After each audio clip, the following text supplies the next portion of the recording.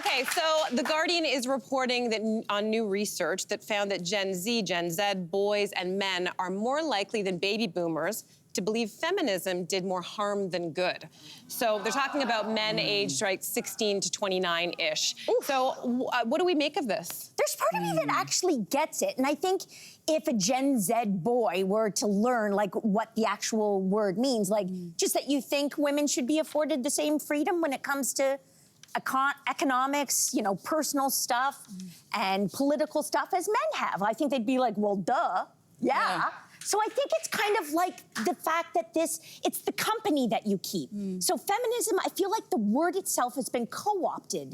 So that now, you know, feminism is attached to concert sales, to beauty products, to clothing lines, probably to potato chips, you know, and so it's not so much the word, it's almost like the word, do you know, like the word wellness. Wellness is a beautiful word. It's a $100 billion industry that's used to sell stuff. But do you it's think, a branding problem, I think. And in addition to that, because I totally agree, do you think that feminism has also been sold as, in order for women to succeed, men must fail? I wonder if that's the underlying, there's an underlying suspicion of that, I wonder. Well, there's also the reality that ever since we got the right to vote, get an education, and work, we have been outpacing the men slowly, and I think what we're seeing right now is a bunch of men who feel very insecure. And what's happening very specifically in the Black community right now, Black women are outpacing Black men when it comes to getting their education by like 2/3 of all African-American bachelor degrees, 70% of all master's degrees, and more than 60% of all doctorates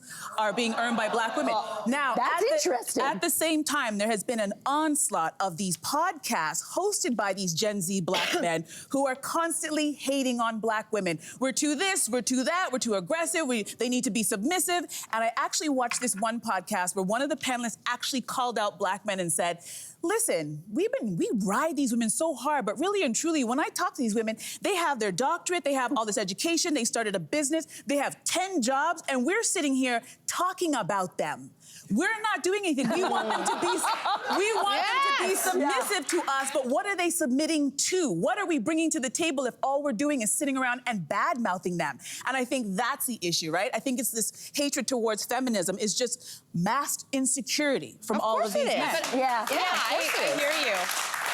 And I think this is the part where we also have to look at some of the stuff that we put out there. I think there's a crisis in masculinity to some degree because men are being told two things at once.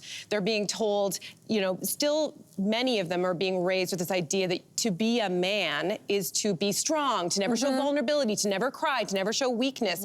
And then women are also, a lot of times in heterosexual context, saying, I don't want you to show weakness. If you show weakness, that you're not manning up.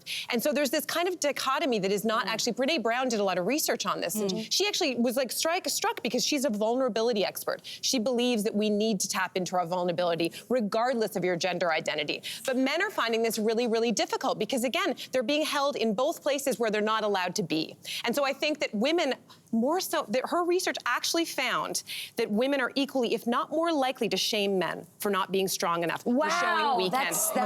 So I think that this is a time for all women to watch themselves when they find themselves saying, whether it's to their son, whether it's to their partner, you know what, man up in whatever way. Oh, let's drop that word. Drop it forever. Let's drop that word. I think it points to the fact that patriarchy, we know, doesn't work for women, but patriarchy doesn't work for men. And I think they have to realize that part. And I think the other part of this is, it was RBG who said this, who said, to those accustomed to privilege, equality feels like oppression.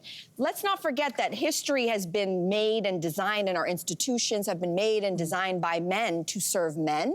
And the fact that women are trying to fight for any kind of equality, it threatens the power structure. And I'll be honest, if you have power, part of equality is also saying, I do have to give up a little bit of power so that instead of just me at the table, I'm okay with somebody else sitting next to me at the table. And that is big. That's self-work. That's real confidence. That's real strength, not just fake strength. So I think we have to realize, to your point, patriarchy doesn't work for women, but man, it does not work for men. So let's break the system. We fixed it. We fixed it. Feminism is fixed.